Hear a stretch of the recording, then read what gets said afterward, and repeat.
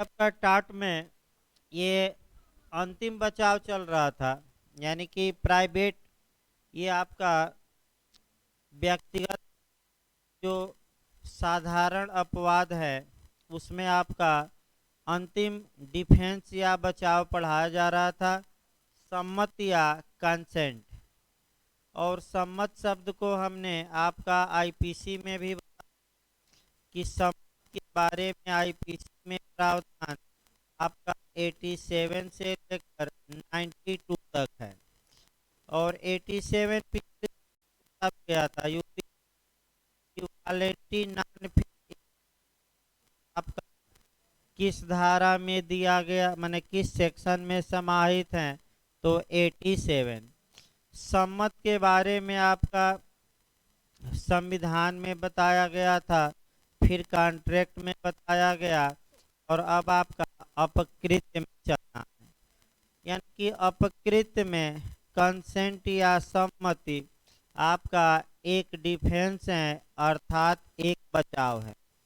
अर्थात आपका मैथिक भी है कि वालेंटी नॉन फिट इंजुरिया।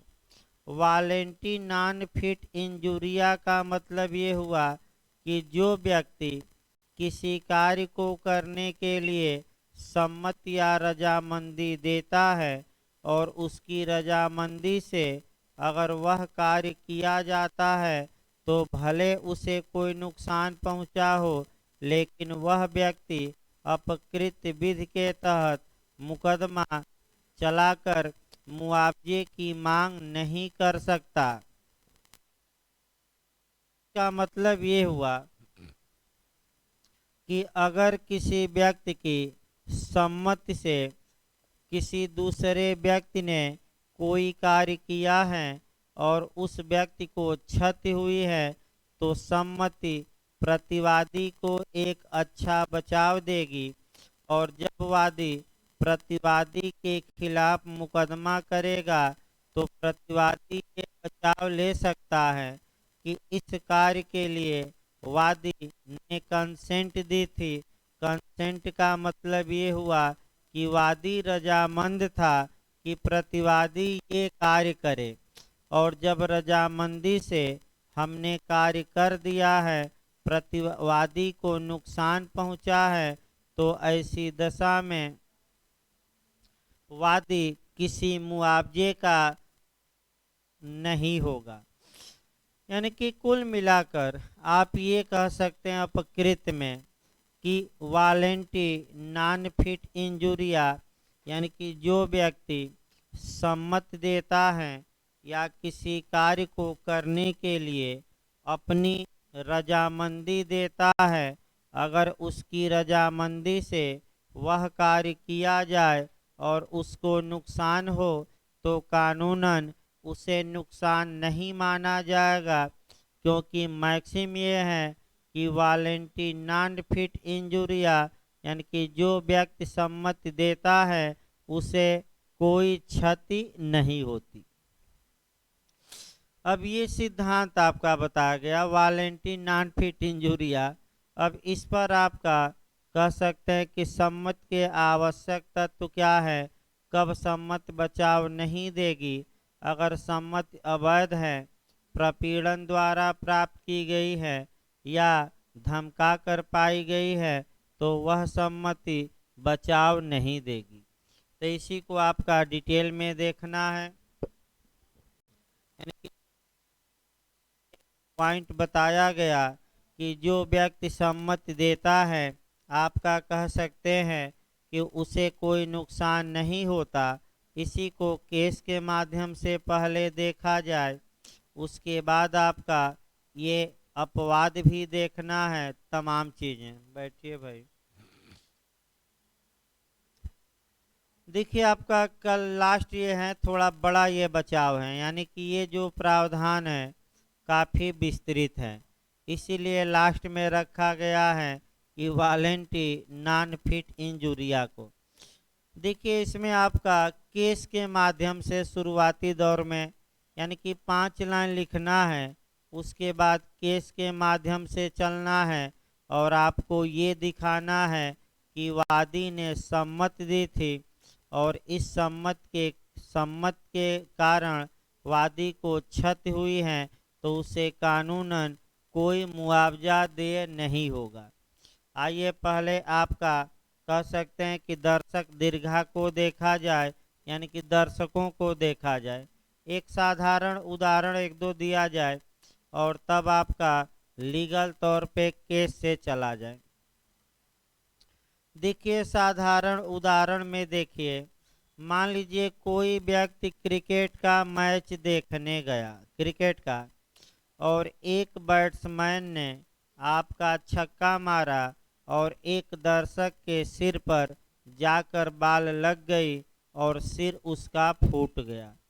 तो क्या दर्शक उस बैट्समैन के खिलाफ अपकृत विधि के तहत मुकदमा करके मुआवजे की मांग कर सकता है कि नहीं? क्या आपराधिक मामला उपहत के लिए चला सकता है कि नहीं?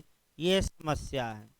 तो अगर दर्शक ने सम्मति दी है कि खेल के नियमों के अनुसार जो मुझे नुकसान होगा वह मैं बर्दाश्त करूंगा, तो दर्शक एक पाई मुआवजे का हकदार भी नहीं होगा और बैट्समैन के खिलाफ आपराधिक मामला भी नहीं चला सकता।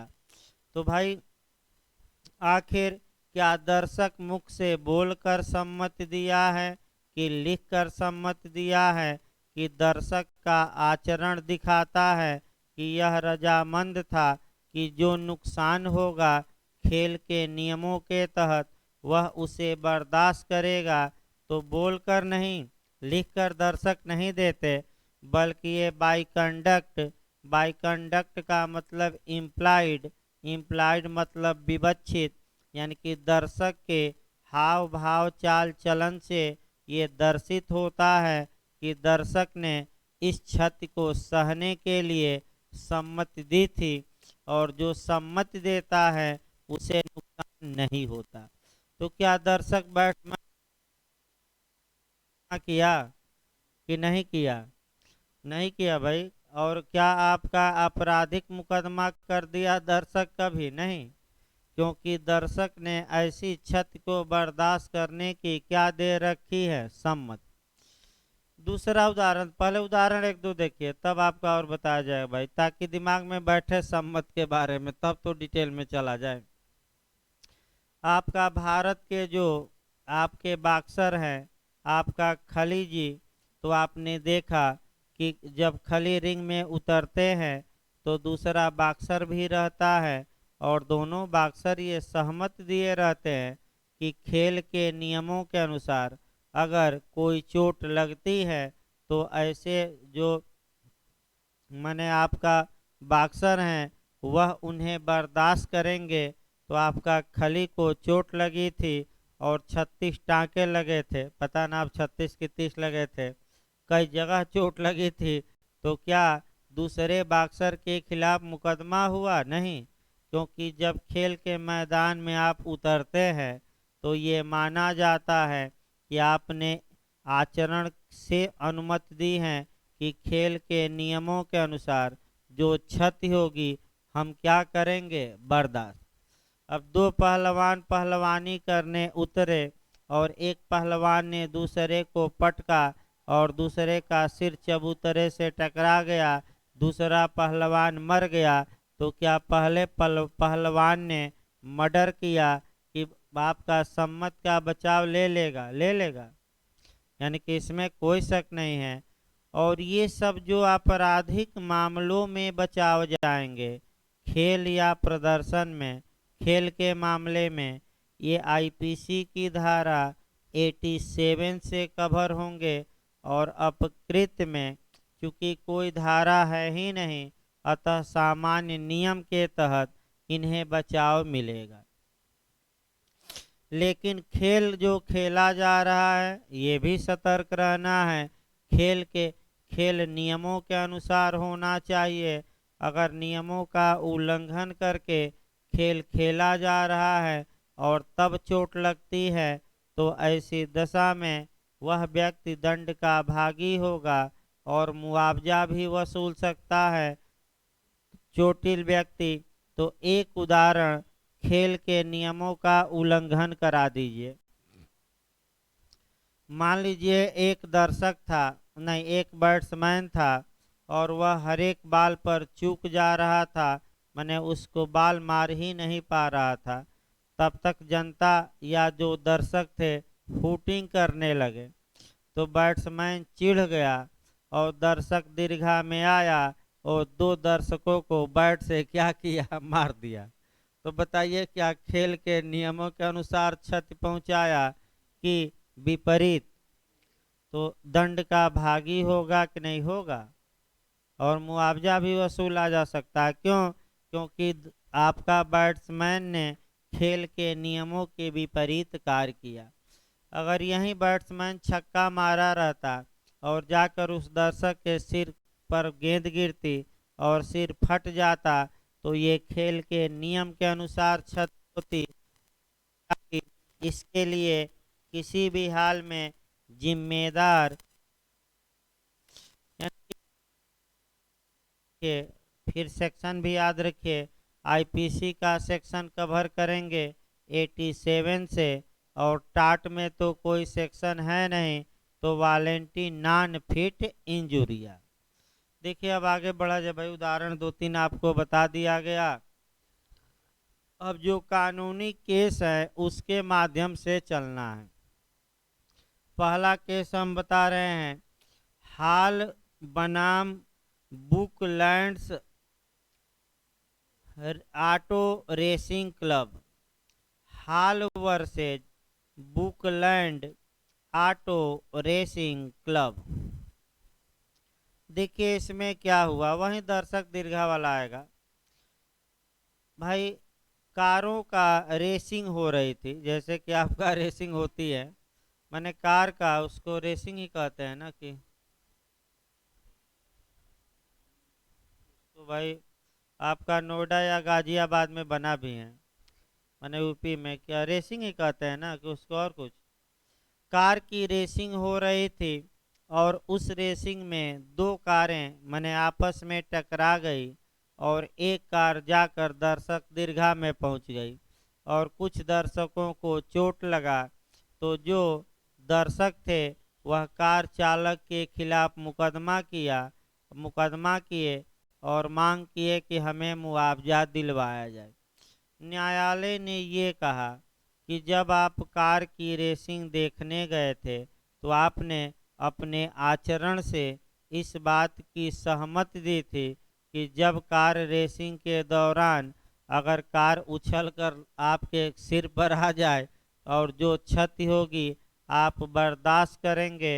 अतः कार चालक किसी भी मुआवजे के लिए जिम्मेदार नहीं होगा। यानी कि ये जो क्षति है आपका खेल के नियमों के अनुसार हुई है। क्रिकेट में भी देख सकते हैं इसको, क्रिकेट में भी आपका भाई क्यों उसको छोड़ा जाए, काफ़ी लोग फॉलोअर हैं, मोदी जी से ज़्यादा फॉलोअर क्रिकेट मैदान वाले हैं, यानी कि बुआ बबुआ इत्यादि से ज़्यादा फॉलोअर किसके हैं। तो क्रिकेट में भी तमाम उदाहरण देख सकते हैं। बॉलर ने बॉलिंग किया, बैट्समैन के सिर पर बॉल लग गई और बैट्समैन को चक्कर आ गया, मर गया। तो क्या बॉलर ने कोई अपराध किया? नहीं, क्योंकि ये क्षति खेल के नियमों के अनुसार हुई है और बैट्समैन ने ये सम्मति दी है कि अगर खेल के नियमों के अनुसार कोई क्षति हुई है तो हम उसे क्या करेंगे, बर्दाश्त। तो बताइए लिख विवक्षित क्षति विवक्षित सम्मत मानी जाती है, इम्प्लाइड। और कई खिलाड़ी मर गए, ऑस्ट्रेलिया के भी, भारत के भी, बांग्लादेश के, मैंने कई अच्छे अच्छे खिलाड़ी मैंने इसके कारण क्या हुए हैं, मरे हैं, फिर भी खेल रुका नहीं, फिर भी खेल चल रहा है। तो आइए दूसरा के देखा जाए। आपका पहला तो हाल बना आपका बुकलैंड्स ऑटो रेसिंग क्लब हो गया। दूसरा देखा जाए भाई, इलोट बनाम विल वेज, ई आधल इलो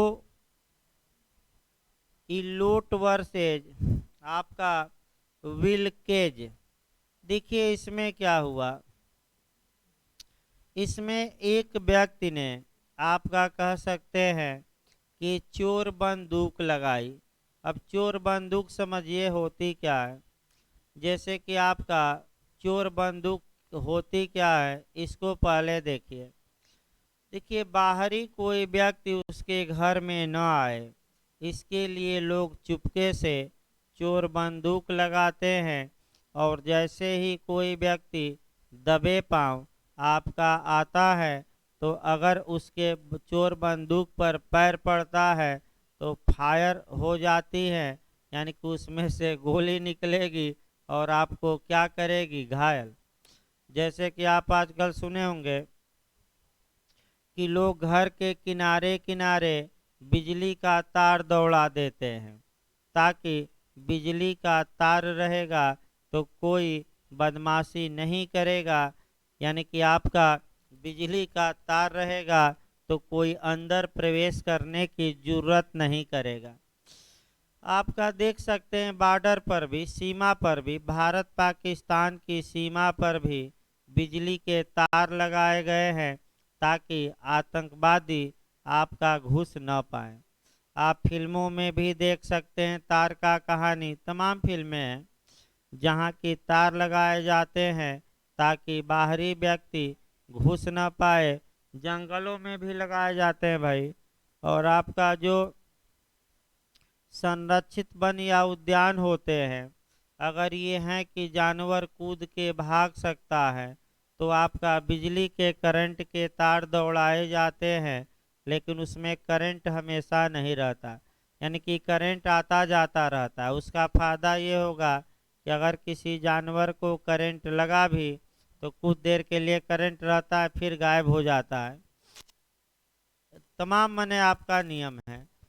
तो अगर ऐसी दशा में मान लीजिए कोई व्यक्ति चोर बंदूक लगाया है या अपने घर के आसपास किसको दौड़ा दिया है, बिजली के नंगे तारों को, कि ताकि कोई व्यक्ति घर में घुसे तो आपका घायल हो जाए या मर जाए, तो ऐसी दशा में एक चोर उस या अतिचारी उसके घर में घुसने का प्रयास किया और गुप्त रूप से जो चोर बंदूक जमीन में लगाई गई थी वह चल गई और अतिचारी घायल हो गया। अब समस्या ये आई कि क्या चोर बंदूक लगाने वाला उत्तरदायी होगा कि नहीं। तो न्यायालय ने कहा कि चोर बंदूक लगाने वाला उत्तरदायी है और आपका ऐसी कोई आवश्यकता नहीं थी कि आप अतिचारी को रोकने के लिए क्या लगाइए, चोर बंदूक लगाइए या बिजली के तार। तो जो लोग, हाँ, अगर चोर बंदूक लगा रहे हैं या 440 वोल्ट का बिजली का तार दौड़ा रहे हैं, तो कम से कम सूचना दे दीजिए कि इस बाउंड्री में क्या दौड़ रहा है, 440 वोल्ट का बिजली दौड़ रही है, इसके आसपास लोग ना आए। तो देखोगे खम्भे पर क्या लिखा रहता है, लिखा रहता है ना, खतरा।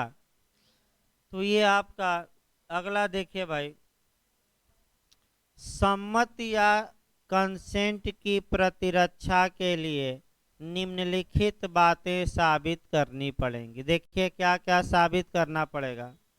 यानी कि अगर वादी प्रतिवादी के खिलाफ मुकदमा करता है तो प्रतिवादी को सम्मत के बचाव के लिए निम्नलिखित बातें साबित करनी पड़ेंगी। पहली बात, प्रतिवादी साबित करे कि वादी ने सम्मति दी थी। दूसरी बात साबित करे कि वादी की सम्मति स्वतंत्र और स्वैच्छिक थी, यानी कि वादी की सम्मति हमने लिया, लेकिन वादी की जो सम्मति थी वह स्वतंत्र थी और स्वैच्छिक थी।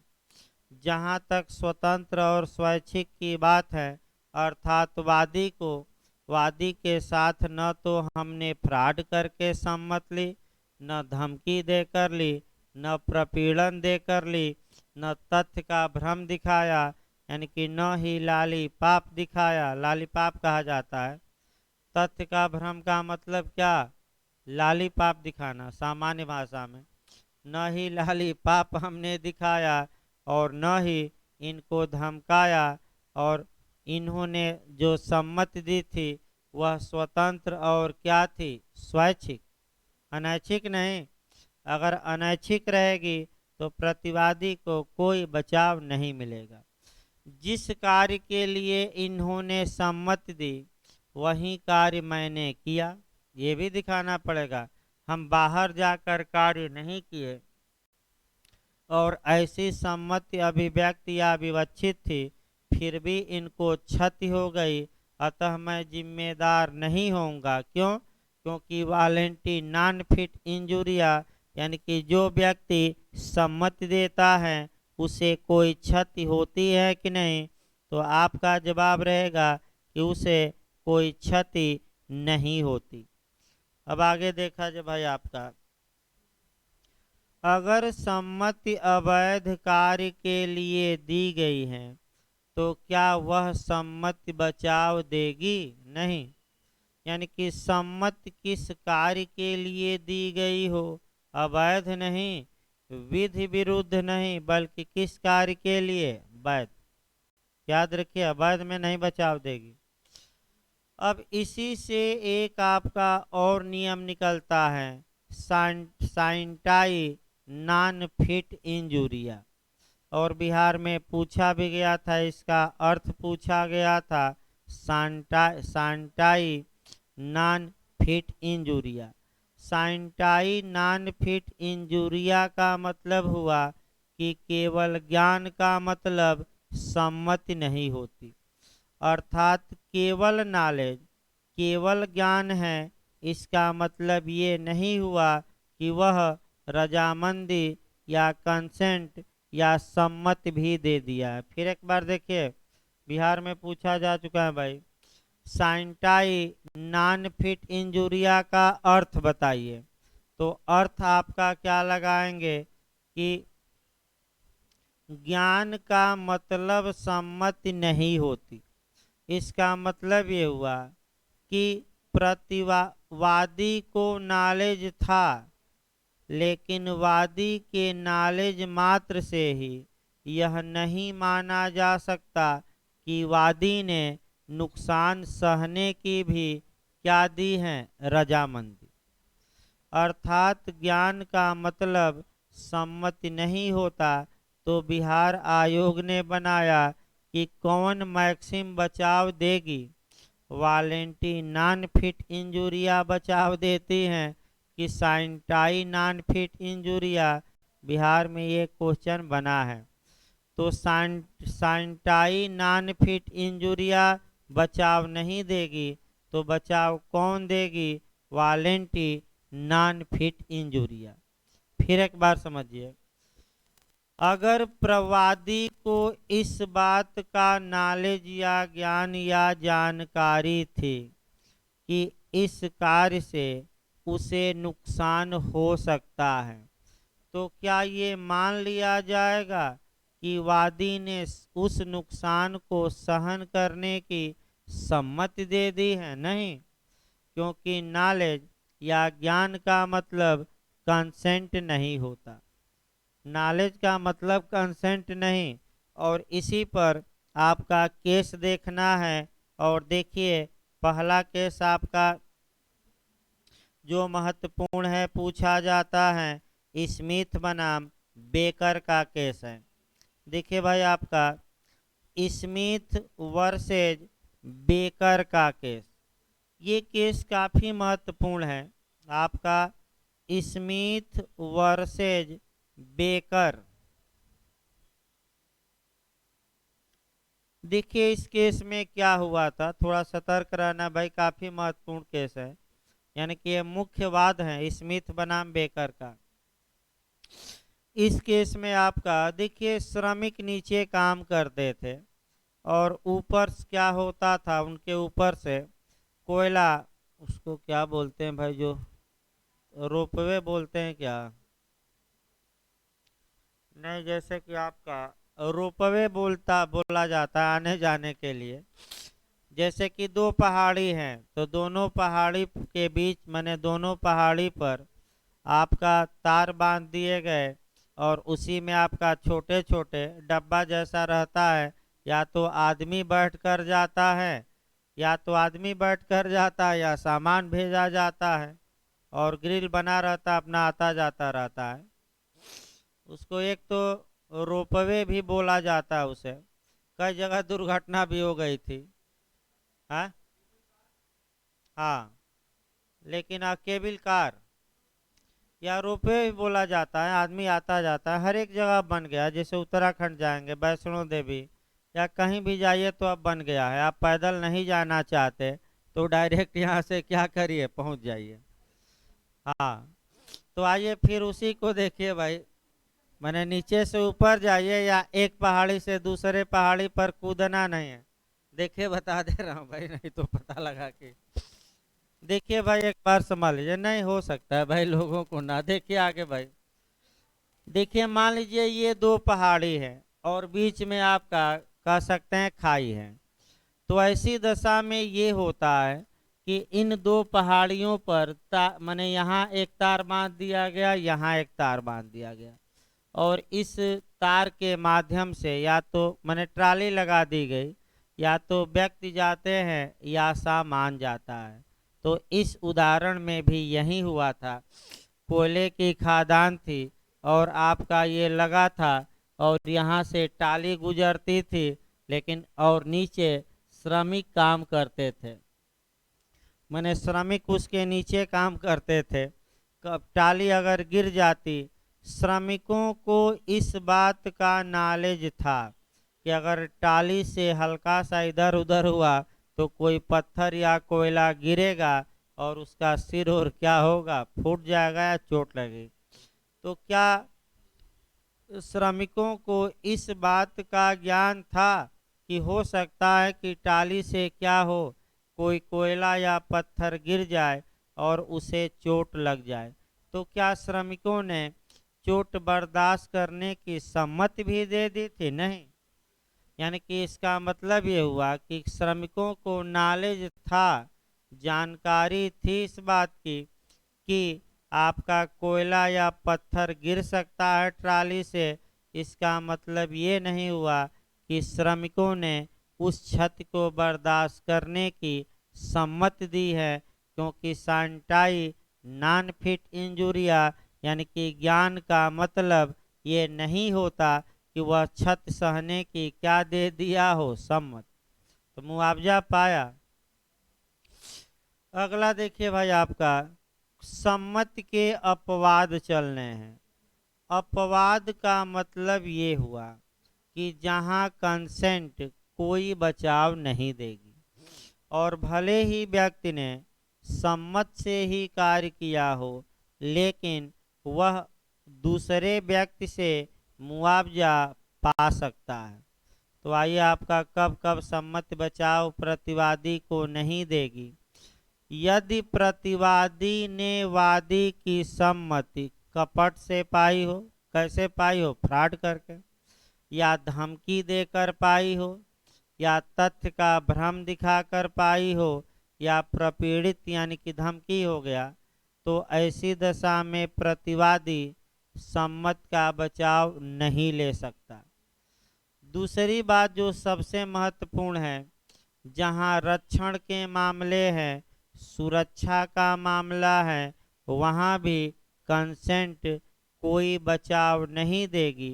अगर प्रतिवादी ये कहे कि वादी अपनी सम्मत से ये कार्य किया, यानी कि अगर प्रतिवादी ये कहे कि वादी ने कार्य तो किया लेकिन इसके लिए वह क्या था, रजामंद था, तो आपका सम्मति कोई बचाव नहीं देगी और आपका मुआवजा वसूला जा सकता है। फिर इसको देखिए एक बार भाई, थोड़ा इधर उधर वाक्य हो गया। जो रक्षण के मामले होते हैं, रक्षण माने बचाव के मामले, खतरे से बचाव के मामले, उसमें आपका वारंटी नॉन फिट इंजुरिया का सिद्धांत लागू नहीं होता। अर्थात इसका मतलब ये हुआ कि व्यक्ति सम्मति देता है उसकी सम्मत से ही नुकसान होता है, फिर भी व्यक्ति मुआवजा पाने का हकदार होगा। क्यों? क्योंकि ये मामले सम्मत के नियम के अपवाद हैं। और कैसे मामले हैं?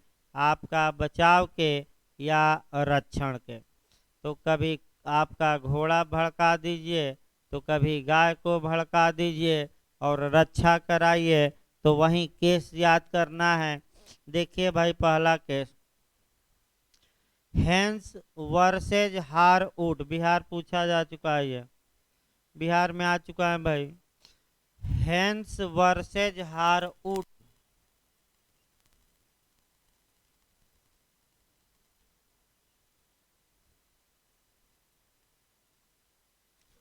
हेंस वर्सेज हारवुड का केस, ये आपका बचाव या रक्षण से संबंधित है। देखिए आपका इसमें हुआ क्या था, ये देखिए।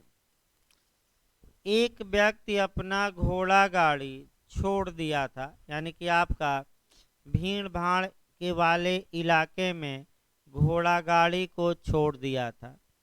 तत्पश्चात घोड़ा बिदक गए और भीड़ में लगा कि कुछ लोगों को क्या करेंगे, आपका कह सकते हैं कि आपका कुछ लोगों को कह सकते हैं कि घायल कर देंगे। तत्पश्चात एक व्यक्ति आया और घोड़ों का लगाम पकड़ के और घोड़ों को कंट्रोल करने लगा। इस दौरान उसे ज़्यादा नुकसान हुआ, माने क्षति हुई, शारीरिक चोट वोट लग गई। अब आपका उसने इस क्षति के लिए घोड़े के मालिक के खिलाफ मुकदमा किया। अब घोड़ा का मालिक कह रहा था कि हजूर, इनको क्षति हुई, मैं कहता हूँ, लेकिन ये तो इस क्षति के लिए सम्मत दिए थे। यानी कि सम्मत दिए थे का मतलब अपनी इच्छा से स्वतंत्र सम्मत से गए और जाकर घोड़ों को रोके। इनको क्या आवश्यकता थी घोड़े को रोकने की, और घोड़ा बिगड़ैल निकला, इनको भी नुकसान पहुंचा दिया। और वादी कहता था कि हजूर, हम क्या करते अगर घोड़ों को हमने सम्मत दिया, हम रजामंद थे कि घोड़ों को रोकने में जो क्षति होगी हम बर्दाश्त करेंगे। लेकिन ये मामला भिन्न है और किस में आता है? रक्षण में आता है, बचाव में आता है। अतः सम्मत से भले हमने घोड़ा रोका, हमें मुआवजा दिलवाया जाए। तो न्यायालय ने सर्वप्रथम ये अपवाद बनाया कि रक्षण के मामले में सम्मत का नियम लागू नहीं होगा। और भले ही सम्मत से ही क्षति हुई है, फिर भी क्षतिग्रस्त व्यक्ति क्या पाएगा? मुआवजा। तो बताइए, इस उदाहरण में मुआवजा पाने का हकदार होगा कि नहीं जो घोड़ा जाकर रोका है? होगा। सम्मत से ही कार्य किया, ये अपवाद चल रहा है, याद रखिए। यानी कि जहाँ सम्मत वालेंटी नॉन फिट इंजुरिया का हम क्या बता रहे हैं? अपवाद। अपवाद का मतलब कि जहाँ व्यक्ति सम्मत से ही कार्य किया अपनी इच्छा से, फिर भी वह क्या वसूल ले रहा है? मुआवजा। दूसरा देखिए आपका नियम, दूसरा ये है, कर एक मान लीजिए कि एक वही आपका देखिए, इस मामले में आपका जो घोड़ा को रोका था वह एक सिपाही था, माने आम व्यक्ति नहीं था, एक सिपाही था। और उसे रोकने के दौरान काफ़ी चोटें आई थी, तो न्यायालय ने उस सिपाही को मुआवजा दिलवाया। अब दूसरा इसके विपरीत देखिए थोड़ा।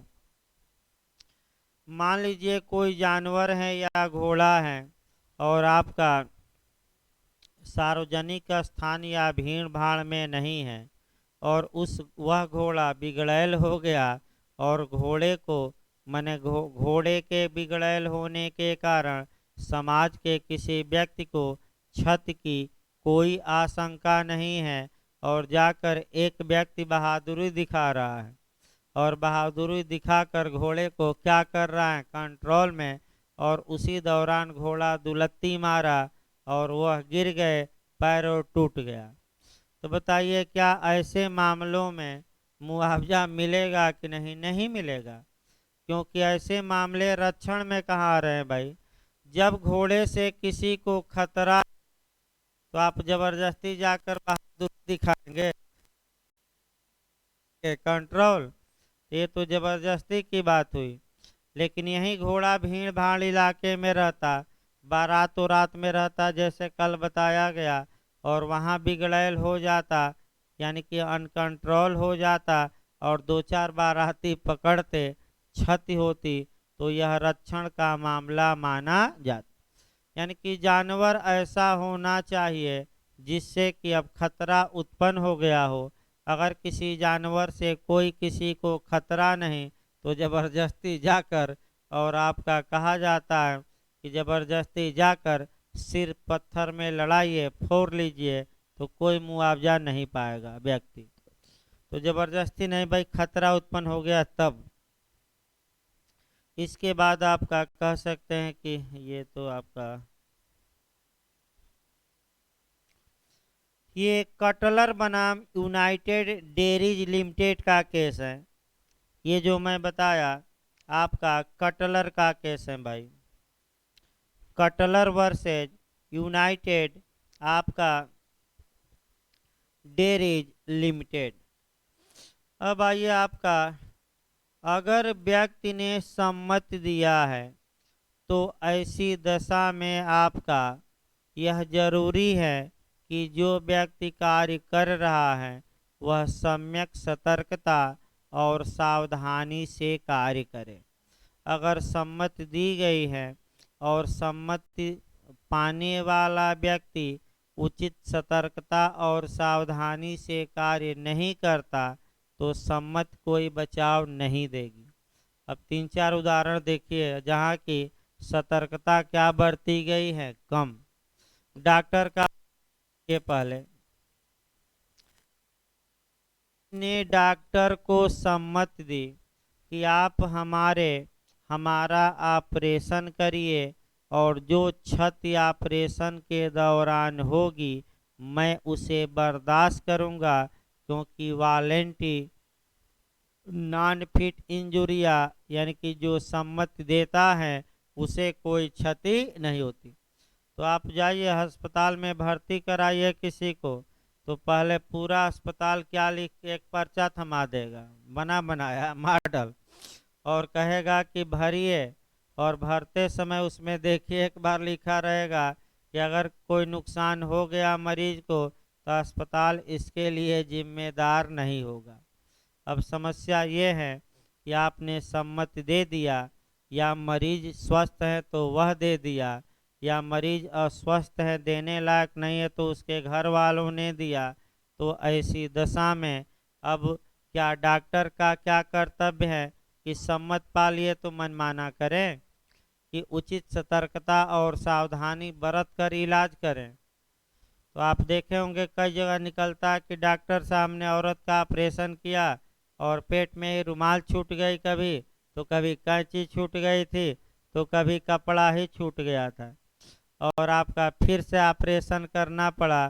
तो ये अब ये नहीं कह सकते कि औरत ने तो सम्मति दी थी, तो सम्मति इसलिए दिया था, सम्मति दी थी औरत, लेकिन आपका क्या कर्तव्य था कि ऑपरेशन करते समय उचित सतर्कता और क्या बरतते, सावधानी, और आपने नहीं बरता और आपने उपेक्षा बरती तो सम्मति कोई बचाव नहीं देगी। और डॉक्टर साहब से क्या वसूला जा सकता है, मुआवजा। वकील साहब पर आ जाए, थोड़ा वकील साहब पर भी दिखा दिया जाए भाई। क्लाइंट वकालतनामा पर साइन करता है और अपने फेवर में लड़ने के लिए आपका क्लाइंट वकील साहब को कंसेंट देता है। क्या भर के वकालतनामा पढ़िएगा, तो मैं अपनी ओर से इस वकील साहब को क्या करता तब लिखा रहेगा। तो क्या वकील साहब को सम्मति दे दिया क्लाइंट ने तो मनमाना करेंगे वकील साहब। अगर वकील साहब जानबूझकर डेट पर नहीं गए और मुकदमा खारिज हो गया तो क्लाइंट को हक है कि वकील साहब से भी उपेक्षा के लिए क्या वसूल ले, मुआवजा वसूल सकता है कि नहीं। सुप्रीम कोर्ट ने माना है, वकील साहब जिम्मेदार होंगे। वैसे जल्दी वसूला नहीं जाता, लेकिन क्लाइंट वसूल करने का अधिकार तो रखता ही है। तो अधिकार बताया जा रहा है भाई, आपका भले वसूल न पाता वो अलग बात है, वकील साहब तिकड़मबाजी कर देंगे, डेट पर डेट लगा देंगे, लड़ते रहे। लेकिन कुछ क्लाइंट वसूल लिए हैं, ये भी याद रखे। अधिकार क्लाइंट को है, यानी कि कुल मिलाकर एक लाइन, इतने उदाहरणों से एक लाइन इसमें आ जाएगा लास्ट में। एक लाइन ये हमें देखना है एक लाइन में कि अगर सम्मति दी गई है तो सम्मति से कार्य करने वाले व्यक्ति ने अगर उपेक्षा बरती है, असावधानी बरती है, तो उसे सम्मति कोई बचाव नहीं देगी। जैसे डॉक्टर का उदाहरण, डॉक्टर ये कहे कि मरीज ने रजामंदी दी थी और डॉक्टर ऑपरेशन करने या इलाज करने में उपेक्षा बरता है, तो डॉक्टर साहब सम्मति का बचाव नहीं ले सकते। इस प्रकार आपका कह सकते हैं कि कुछ अपवाद बताया गया, और इस प्रकार लगभग सारे सामान्य अपवाद क्या हुए, समाप्त। अब फिर आगे आपका तब देखिए, पहले आईपीसी का कंसेप्ट बनाइए। आईपीसी में हमने दो प्रकार के, एक आपका सामान्य बचाव। कैसा बचाव? सामान्य बचाव, जिसका प्रावधान 76 से कहाँ तक है, 106। और एक हमने बचाव बताया था विशिष्ट बचाव, स्पेसिफिक बचाव। और स्पेसिफिक बचाव का उदाहरण दिया था आईपीसी की धारा 499 में कितने अपवाद हैं, 10। धारा 300 में कितने अपवाद हैं, 5। कि सामान्य अपवाद सभी अपराधों में बचाव के रूप में मान्य है, जबकि स्पेसिफिक एक्सेप्शन केवल और केवल उस अपराध में बचाव होगा जिस अपराध का वह एक्सेप्शन है या अपवाद है। जैसे मानहानि के मामलों में 76 से 106 का बचाव तो अभियुक्त ले ही सकता है। उसी के साथ साथ जो 499 आईपीसी में 10 एक्सेप्शन है, 10 अपवाद है, उनका भी बचाव आपका अभियुक्त ले सकता है। तो बताइए, विशिष्ट अपवाद कौन हुए, जो 10 दिए गए हैं। सामान्य अपवाद कौन हुए, जो कहाँ से कहाँ तक, 76 से 106। चूंकि अपकृत विधि में कोई सेक्शन तो है नहीं, अतः अपकृत विधि में बिना धारा के पढ़ना है। और आपका अब तक जितने डिफेंस मैंने बताए गए, ये जनरल डिफेंस थे, सामान्य बचाव थे। अपकृत में भी आपका विशिष्ट बचाव होता है, और विशिष्ट बचाव जो होता है वह सभी अपकृत्यों में मान्य नहीं होता, केवल उस अपकृत्य में मान्य होता है जिस अपकृत्य का वह अपवाद है। और एक उदाहरण हम बताते हैं, डिटेल में आगे बताया जाएगा, मेंस में पूछा जाता है। कंट्रीब्यूटरी नेग्लिजेंस या योगदायी उपेक्षा। भाई शब्द पकड़िए, कौन सी उपेक्षा, योगदायी। देखिए आगे बताया जाएगा भाई डिटेल में, आपका तमाम इसमें सिद्धांत हैं। रूल ऑफ लास्ट अपॉर्चुनिटी का भी सिद्धांत है, उसको आगे बताएंगे हम। लेकिन 2 लाइन आपको केवल जानना है। देखिए, योगदायी उपेक्षा में होता क्या है।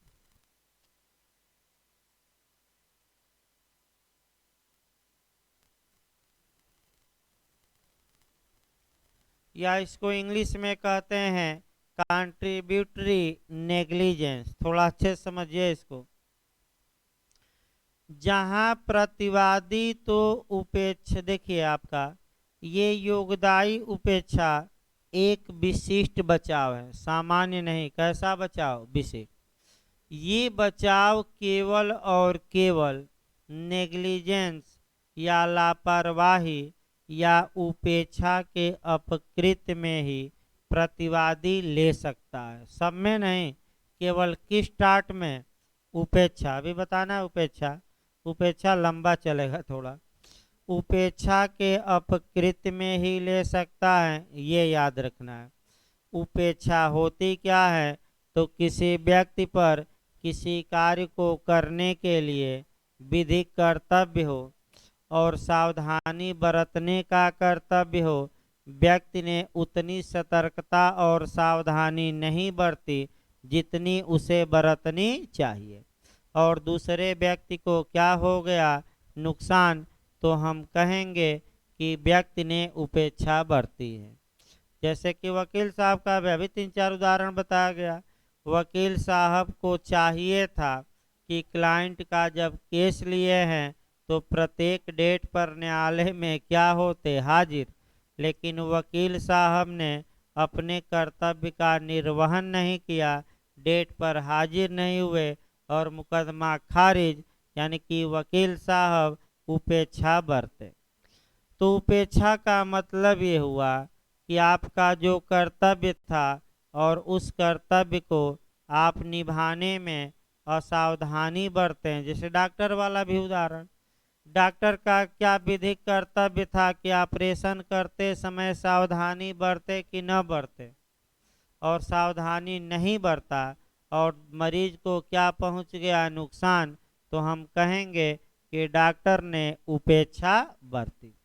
उपेक्षा अपकृत्य भी हैं, अपराध भी हैं, और अपराध के लिए आईपीसी की धारा 304 ए लागू होगी और अपकृत्य के लिए बिना धारा के टाट चलेगा, धारा नहीं अपकृत्य में। अगला नियम देखिए, तो उपेक्षा के अपकृत्य में प्रतिवादी यह कह सकता है कि हजूर वादी आया है मुआवजा मांगने, वादी का भी तो दोष था, यानी कि आइए वादी का दोष था, तो पहले डॉक्टर का उदाहरण देखा जाए। एक डॉक्टर एक व्यक्ति के फोड़े का चीरा लगा रहे थे, ऑपरेशन कर रहे थे, लगा मरीज छटपटाने, और छटपटाने में थोड़ा चीरा क्या लग गया, अधिक लग गया। तो ऐसी दशा में डॉक्टर साहब कह सकते हैं कि हमारा तो दोष था ही, लेकिन ये मरीज भी तो दोषी है, इसकी भी तो कुछ योगदान है, क्या जरूरत थी हिलने डोलने छटपटाने की, हाथ पर चलाने की, हाथ पर जरूरत थी। दूसरा उदाहरण सटीक देखिए, आपका डिटेल में आगे पढ़ाया जाएगा भाई, क्योंकि घोड़ा गधा बैल ऊंट सब केस आएगा, तो आपका आगे पढ़ाया जाएगा, बस कॉन्सेप्ट बनाया जा रहा है कि ऐसा भी अपवाद होता है, याद रखे रहिए, क्योंकि जब नेग्लिजेंस चलेगा तो ये बताया जाएगा डिटेल में, ये नहीं कि इसका पूरा इतिहास 3-4 केस पढ़ने पड़ेंगे और एकदम शुरुआती दौर से इतिहास से हम बताएंगे। एक बेलुजम बीबी का केस महत्वपूर्ण है, वही आता है ज़्यादा, बेलुजम बीबी, भाई ये याद रखिएगा, बेलुजम बीबी का केस योगदायी उपेक्षा पर सबसे महत्वपूर्ण केस है। देखिए आपका हुआ क्या,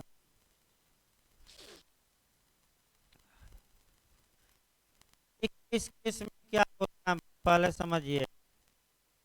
पूर्वांचल, यूपी के पूर्वांचल में और बिहार में चले जाएंगे तो लोग बस की सीट पर बैठना कम पसंद करते हैं और बस के छत पर बैठना ज़्यादा।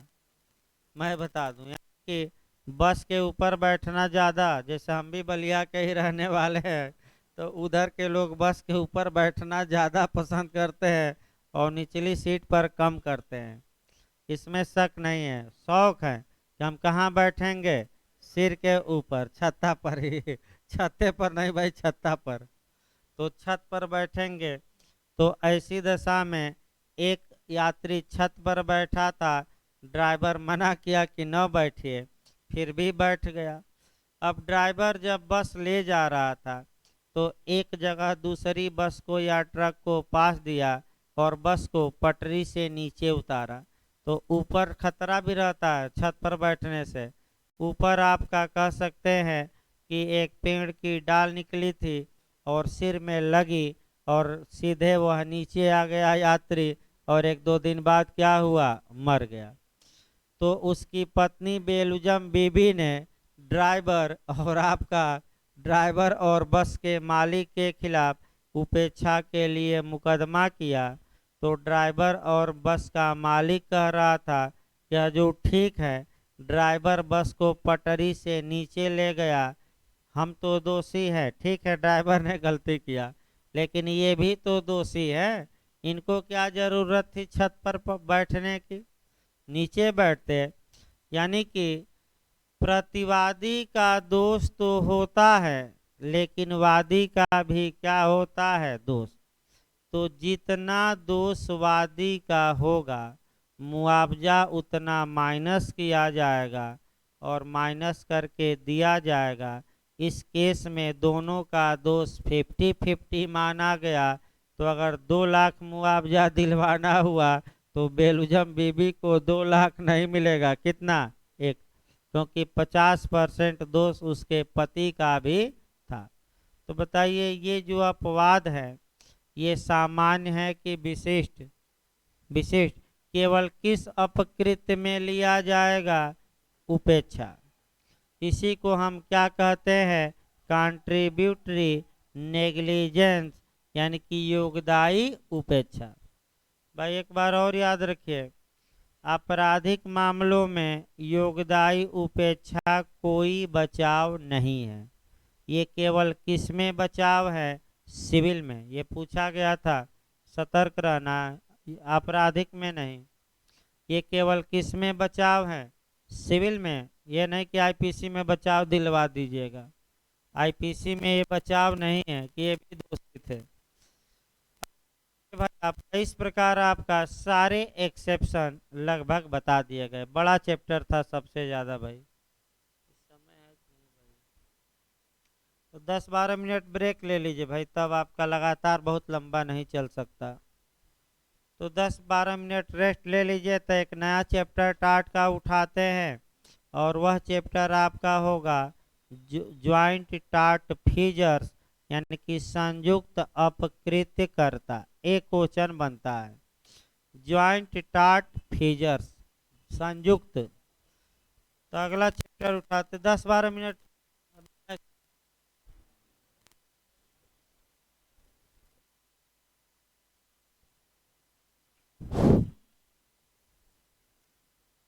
देखिए आपका शेड्यूल थोड़ा सही किया जाएगा कुछ दिनों बाद। आपका भाई कुछ कम चल रहा है सब्जेक्ट, तो शाम वाला बैच भी आपका शेड्यूल सही किया जाएगा जल्दी है। कुछ अभी व्यवस्था है, मैंने 1 हफ्ते बाद अभी शेड्यूल सही होगा और सब्जेक्ट लगाए जाएंगे।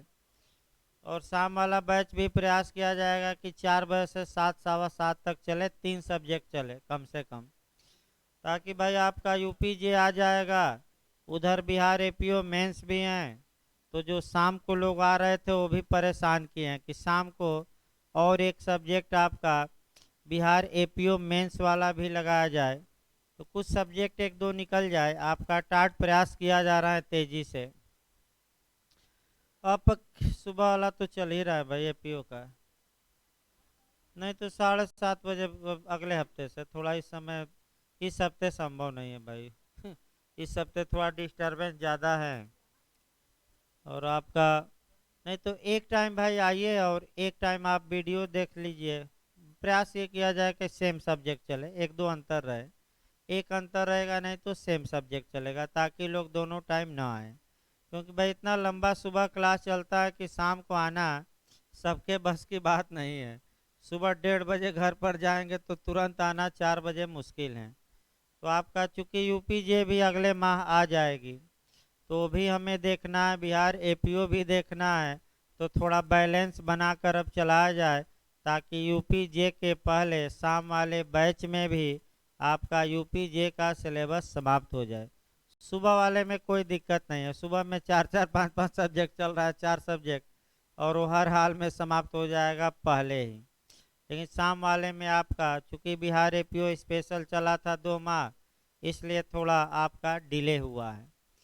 देखिए आपका ये ज्वाइंट टाट फीचर और आपका कह सकते हैं कि स्वतंत्र या फ्री या आपका इंडिपेंडेंस टाट फीचर्स। इस बार बिहार जे में एक क्वेश्चन आया था। पहले वैसे जो क्वेश्चन जे में आते हैं पीओ में माने जे में, मैं बता दूं, जो 5 मिनट की भूमिका बांधी जाती है 99% चांस रहता है कि क्वेश्चन आपका उसी से आ जाएगा।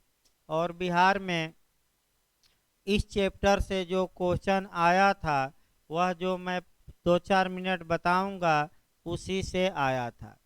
यानी कि ज्वाइंट टाट फीचर्स यानी कि संयुक्त अपकृत्यकर्ता, और दूसरा होता है इंडिपेंडेंस इंडिपेंडेंट टाट फीचर्स यानी कि स्वतंत्र अपकृत्यकर्ता। इसको समझने के लिए आपका पहले आईपीसी हम समझाते हैं। अभी नोट्स ना देखें, नोट से काम नहीं चलेगा, अभी पहले समझिए भाई, नोट्स में आपका नहीं मिलेगा उतना, क्योंकि नोट्स भाई 2 साल पुराना है, अपडेट मांग रहा है, तो अब अगली बार अपडेट कराया जाएगा। इस बार तो भाई आपका बिहार मेंस भी लगा है, कई लोग दे रहे हैं, उसको भी देखते हुए थोड़ा स्पीड में चल रहा है।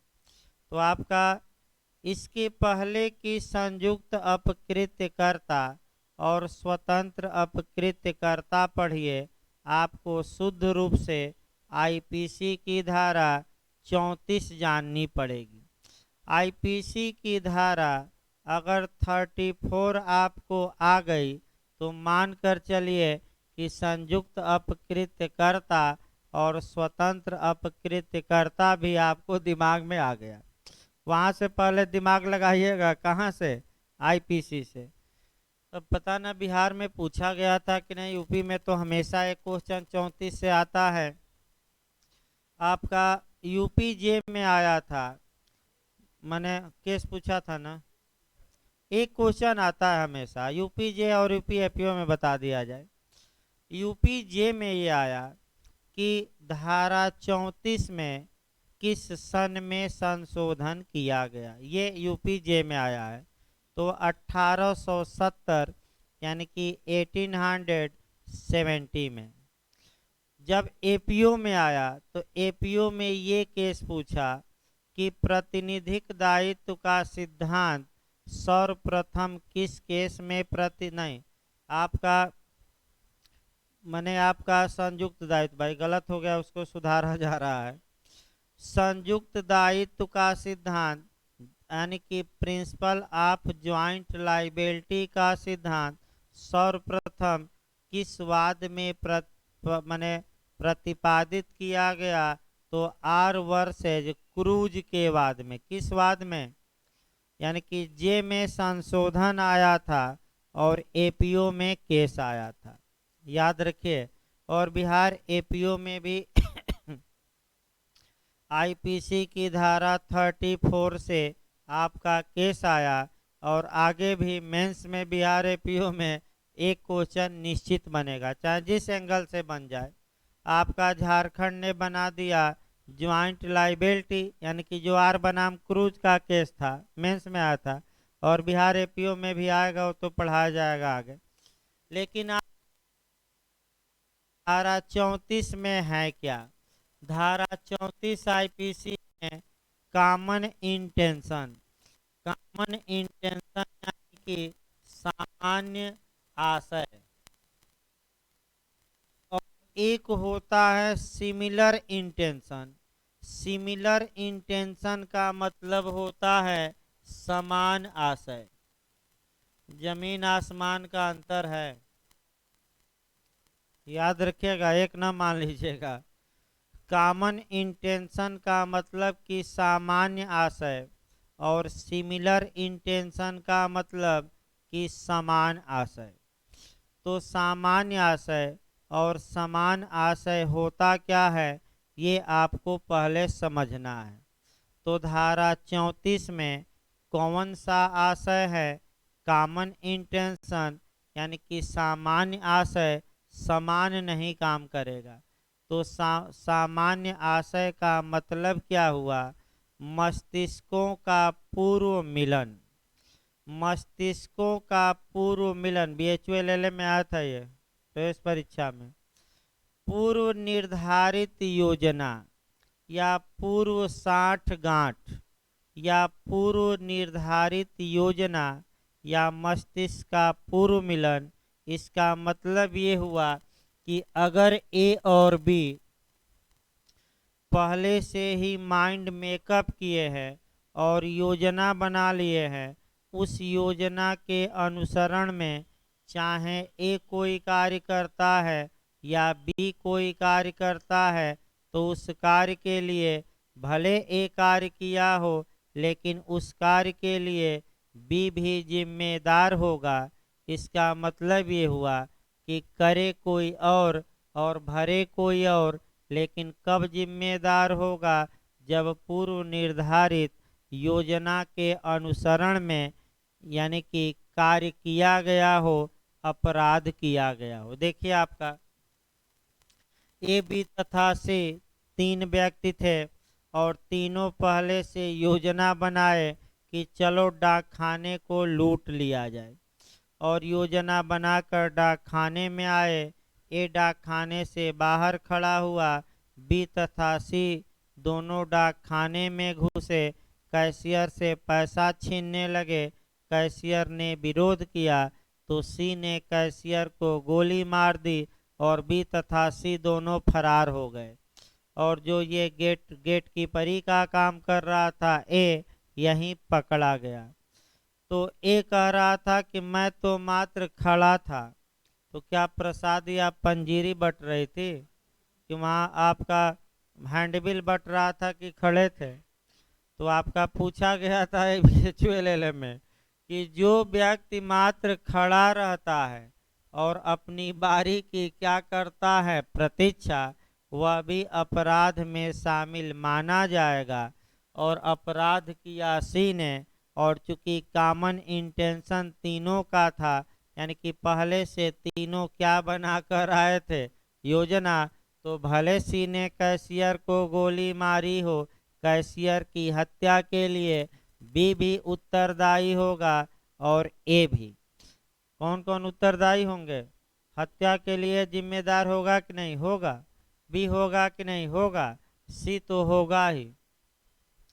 यानी कि ये जो मैं बता रहा हूँ नियम, ये एक केस पर आधारित है जिसे अलीपुर षड्यंत्र केस के नाम उपनाम से जाना जाता है। और यह केस है बारेंद्र कुमार घोष वर्सेज इम्परर। बारेंद्र कुमार घोष वर्सेज इम्परर का केस है। डाक खाना लूटकांड, या आपका इसमें जज पूछा जाता है लॉर्ड समनर या सुमनर। गलत ना हो, कौन से जज थे? और BHULLM का कोटेशन आइए। जो व्यक्ति मात्र खड़े रहते हैं और अपनी बारी की प्रतीक्षा करते हैं कि मौका आएगा तो मैं भी हाथ क्या कर दूंगा साफ, और पहले से क्या बनाकर आए हैं, योजना, तो भले वो मात्र खड़े हों, लेकिन वह भी बराबर के क्या होंगे, दोषी। तो अब आप लोग बताइए, गलती आपका माने योजनाबद्ध की गई, योजना बनाकर गलती सी ने किया, अपराध सी ने किया, और इस अपराध के लिए कौन कौन दोषी ठहराए गए? ए और बी दोनों। सी तो होगा ही। यानी कि इसी को कहते हैं ज्वाइंट लाइबिलिटी, संयुक्त दायित्व। संयुक्त दायित्व का मतलब ये हुआ कि अगर योजना बनाकर आप कोई अपराध करते हैं तो ऐसी दशा में आपका दायित्व ज्वाइंट होगा, और उस अपराध के लिए जितने भी लोग योजना में शामिल हैं बराबर के क्या होंगे, दोषी। ये आप बारेंद्र कुमार घोष वर्सेज इम्परर, ये जज का नाम पूछा जाता है लॉर्ड समनर या सुमनर। ये भाई उपनाम है इसका अलीपुर षड्यंत्र केस, या और एक उपनाम है आपका आप डाकखाना लूटकांड। ये कौन सा आशय हुआ बताइए? समान की सामान्य बताया गया। हाँ, कॉमन, यानी कि कौन सा आपने बताया?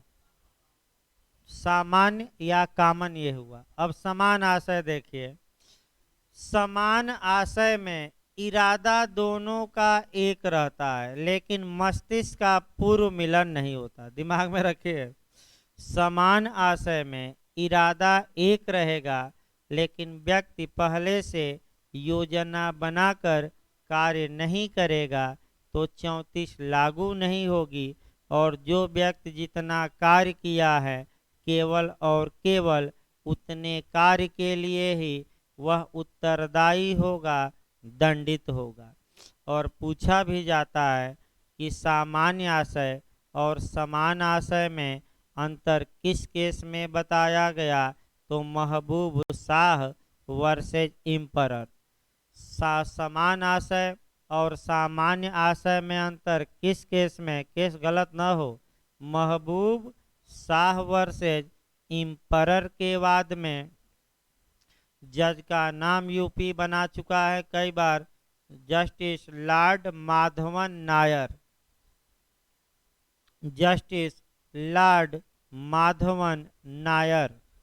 माधवन नायर इसका यूपीजे में और एपीओ में उपनाम बनाया है इंडस वैली केस, सिंधु नदी का वाद। पूछा गया है सिंधु नदी का वाद, इंडस वैली केस, सिंधु नदी का वाद, भाई उपनाम है इसका।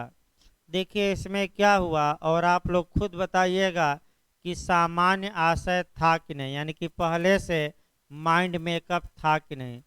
उपनाम याद रखिएगा, कई बार आया है सिंधु नदी का वाद। इस केस में देखिए क्या हुआ नरकुल वाला केस है, नदी वाला। और ये नदी में नरकुल या सरकंडा काटने गया था। तत्पश्चात बी था और बी ने ए को मना किया कि इस नदी में ये एरिया हमारी है, इस नदी में तुम सरकंडा या आपका खरपतवार या जो डंडा उंडा लगा रहता उसको न काटो। तब तक ए नहीं माना और ए नहीं माना तो बी ए पर हमला किया और ए चिल्लाया कि देखो मुझे बी क्या कर रहा है, मार रहा है। तब तक सी इधर से आया पूरब से और डी पश्चिम से आया और दोनों बी पर गोली चलाते हैं। सी इधर से गोली चलाया, डी इधर से गोली चलाया। सी की गोली बी को लग गई, बी मर गया और डी की गोली बगल से क्या हुई, निकल गई। अब आप लोग ये बताइए, क्या जो सी और डी है क्या ये पहले से योजना बनाकर बी पर गोली चलाए हैं? बताइए तो, चलाए हैं कि नहीं पहले से, या अचानक चला दिए? भाई कभी कहीं भी हमने इस उदाहरण में नहीं बताया कि सी और डी बी पर गोली पहले से योजना बनाकर चलाए हैं। सी आया पूरब से, चिल्लाहट सुनकर तो गोली चलाया और डी पश्चिम से आया, यानी कि सी तथा डी के बीच मस्तिष्कों का पूर्व मिलन या पूर्व निर्धारित योजना का क्या है, अभाव। तो पूर्व निर्धारित योजना का अभाव है, लेकिन सी का भी इरादा यही है कि हम बी को जान से मार दें। डी का भी इरादा है कि बी को जान से मार दें। इरादा एक है लेकिन पहले से योजना बनाकर उस इरादे को लागू नहीं किया जा रहा है। तो इस इंटेंशन को, इस इरादे को कौन सा इरादा कहेंगे? समान आशय। और समान आशय में व्यक्ति अलग अलग दोषी होगा। सी की गोली बी को लग गई, मर गया, तो सी हत्या के लिए, और डी की गोली चूंकि बगल से निकल गई तो डी केवल हत्या के प्रयास के लिए। तो 34 के लिए धारा क्या आवश्यक है? कॉमन इंटेंशन की सिमिलर कॉमन। तो किसमें व्यक्ति सभी व्यक्ति दंड के भागी होंगे समान रूप से? सामान्य। और किसमें दंड अलग अलग मिलता है? समान, यानी कि सिमिलर। इसी को अब अपकृत्य में अप्लाई करिए।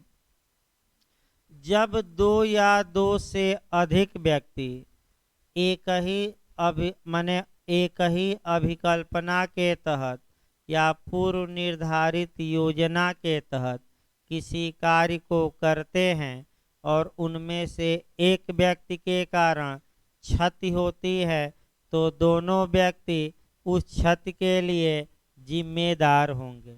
इसी को ज्वाइंट लाइबिलिटी कहते हैं।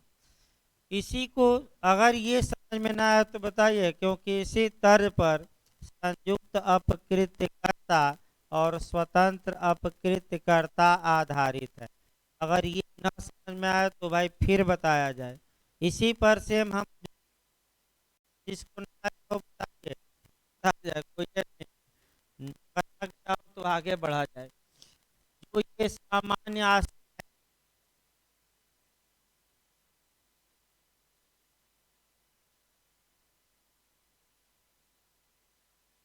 कर्ता में दो व्यक्ति रहेंगे जो साथ में अपकृत्य करेंगे। देखिए ए तथा बी दो व्यक्ति हो गए, ये सी के घर में गए।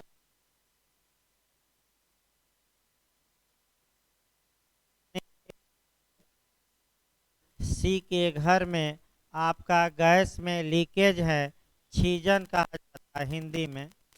गैस लीक कर रही है और चलो हम लोग दोनों लोग क्या करेंगे, गैस की लीकेज को साथ में खोजेंगे। और बी घर के ए बी दोनों घुसे घर के अंदर। बी गैस का लीकेज खोदते खोदते माचिस जला दिया। माचिस जला गैस में आग पकड़ ली और घर जलकर क्या हो गया, स्वाहा। तो जिसका घर था यानी कि सी था, यह दोनों के खिलाफ मुकदमा किया और कहा कि हजूर हमें ए से भी मुआवजा दिलवाया जाए, बी से भी मुआवजा दिलवाया जाए। ए कह रहा था कि हजूर हमने कहाँ माचिस की तीली जलाई, तीली तो बी ने जलाई, अतः मुआवजा केवल कौन दे, बी। और सी कह रहा था कि हजूर जब ये दोनों लोग एक ही कार्य को करने के लिए आए थे और सामान्य अभिकल्पना थी, यानी कि पहले से माइंड मेकअप करके आए थे कि हम गैस का लीकेज साथ में क्या करेंगे, खोजेंगे, तो इन्हें संयुक्त दायित्व के आधार पर जिम्मेदार ठहराया जाए और इन्हें संयुक्त अपकृत्यकर्ता माना जाए। तो आप लोग बताइए, क्या केवल बी जिम्मेदार होगा कि ए की दोनों? और आईपीसी में ये कौन सा आशय कहा जाएगा, कॉमन इंटेंशन। तो एकदम सेम जोड़ लीजिए, कॉमन इंटेंशन में दायित्व संयुक्त होता है, पृथक भी होता है लेकिन संयुक्त भी। अब यहीं से कहानी उठाइए ए और, हाँ देखिए ध्यान से भाई, आपका सी किसके खिलाफ मुकदमा करके अपकृत्य में मुआवजे की मांग कर सकता है, ए के खिलाफ कि बी के खिलाफ कि दोनों के खिलाफ? तो ए और बी यानी कि लीगल भाषा में संयुक्त अपकृत्यकर्ताओं का दायित्व कैसा होता है, संयुक्त होता है कि पृथक होता है कि दोनों होता है? भाई संयुक्त मतलब कि दोनों जिम्मेदार, पृथक मतलब एक भी जिम्मेदार। फिर आप देखिए ए बी क्या दोनों जिम्मेदार हैं कि नहीं हैं? और अलग अलग ए और बी जिम्मेदार ठहराए जा सकते हैं कि नहीं ठहराए जा सकते हैं? तो दिमाग में अस्थिर कर लेना है कि संयुक्त अपकृत्यकर्ताओं का दायित्व संयुक्त भी होता है, यानी कि ए बी दोनों जिम्मेदार हो सकते हैं एक साथ, और पृथक भी, यानी कि सी केवल पूरा पैसा ए से वसूल ले या पूरा पैसा किस से, बी से, मुआवजा। इसी को अब आपका स्वतंत्र अपकृत्यकर्ता देखना है। और स्वतंत्र अपकृत्यकर्ता बिहार में पूछा भी गया था। जब स्वतंत्र अपकृत्यकर्ता पढ़िए तो आईपीसी का कौन सा आशय ध्यान में रखिए, सामान्य की समान, समान यानी कि सिमिलर। आप लोग बताइए सिमिलर इंटेंशन में पहले से योजना नहीं होती, लेकिन व्यक्तियों का इरादा एक रहता है।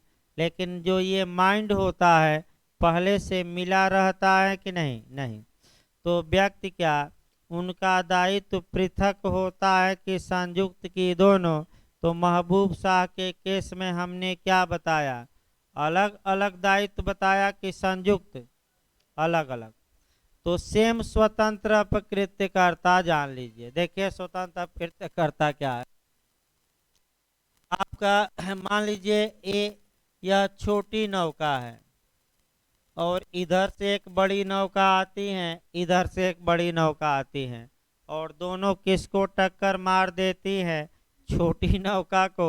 तो अब समस्या ये आई कि क्या ये दो जो बड़ी नौकाएं हैं, क्या उनके चालक पहले से योजना बनाए थे कि चलो छोटी को टक्कर मार देंगे, डूब जाएगी? नहीं। वो तो अचानक एक पूरब से बड़ी नौका आई और दूसरा पश्चिम से, और छोटी नौका को टक्कर मारी और छोटी नौका क्या हुई?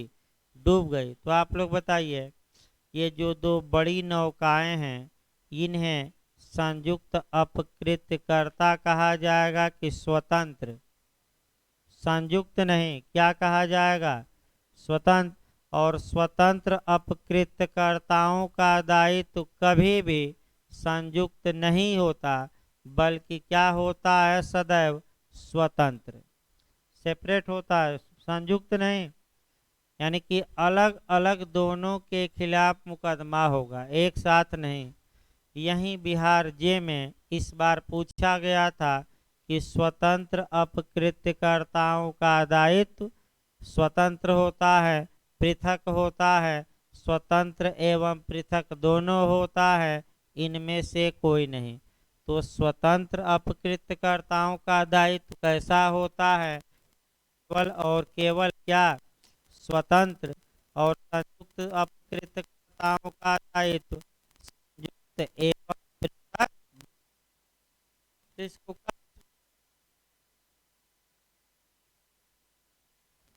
माइनर भी चलाना है। 10 मिनट बाद अभी क्लास चलेगा भाई।